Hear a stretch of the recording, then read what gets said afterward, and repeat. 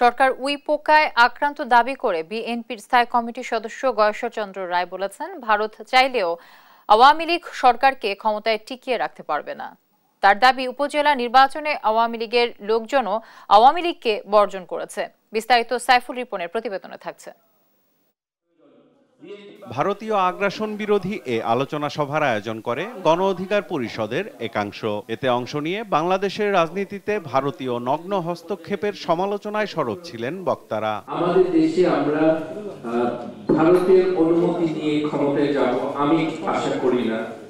তারা অভিযোগ করেন, স্বার্থ হাসিলে বাংলাদেশকে ব্যবহার করলেও বাংলাদেশের ন্যায্য পাওনা সব সংকট ঝুলিয়ে রেখেছে ভারত। আজকে ভারতের হাতে বাংলাদেশ যে অবস্থায় পড়েছে, বাংলাদেশের সার্বভৌমত্ব আজকে বিঘ্নিত, বাংলাদেশের অখণ্ডতা আজ প্রশ্নের মুখে, বাংলাদেশের নাগরিকদের অধিকার এবং কথা বলার অধিকার, ভোট দেওয়ার অধিকার সবকিছুই আজকে বিঘ্নিত। ভারত বাংলাদেশের পক্ষের ইস্যুগুলোকে ফেলানির কাটা তারের ওই লাশের মতন করে এখনো পর্যন্ত প্রত্যেকটা ইস্যুকে তারা ঝুলিয়ে রেখেছে। ভারতের সম্ভাবনা ছিল দক্ষিণ এশিয়ায় নেতৃত্ব প্রদান করা, কিন্তু দুর্ভাগ্যজনকভাবে নেতৃত্ব প্রদান করার পরিবর্তে ভারত দক্ষিণ এশিয়ার প্রায় প্রত্যেকটা দেশের বিরুদ্ধেই বাস্তবে ভারত আজকে অবস্থান গ্রহণ করেছে। চলমান ভারতীয় পণ্য বর্জন কর্মসূচির মধ্যে এ সরকারকেও বর্জন করা জরুরি বলে মন্তব্য করেন বিএনপির স্থায়ী কমিটির সদস্য গয়েশ্বরচন্দ্র রায়। বাংলাদেশের রাজনীতিতে হাসিনা যাবে না, যাবে, যেতেই হবে।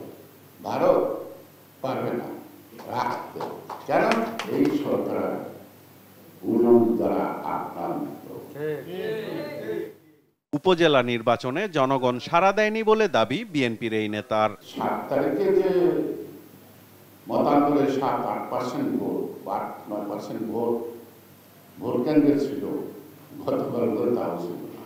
ওরা নিজেদের ভোটারদেরকে কেন্দ্রে নিতে পারে, অর্থাৎ আওয়ামী লীগের যারা তাদেরকে কেন্দ্রে নিতে পারে না। তো so that they oppose themselves, যে আওয়ামী লীগের যারা তারাই অপোজ করতেছে হাসিনাকে। ভারত ছাড়া আওয়ামী লীগের কোনো সম্বল নেই, তা আওয়ামী লীগ সাধারণ সম্পাদকের বক্তব্যেই প্রমাণ করে দাবি গয়েশ্বরচন্দ্র রায়ের। ভারত যদি না থাকত, পশ্চিমা বিশ্বের ষড়যন্ত্রে আমরা নির্বাচনটা করতে পারতাম না। এভাবে তাহলে রাষ্ট্রপতি তো বলছে ভারত প্রতি ওদের আর কোনো সম্বল নাই। সাইফুল রিপন, দেশ টিভি, ঢাকা।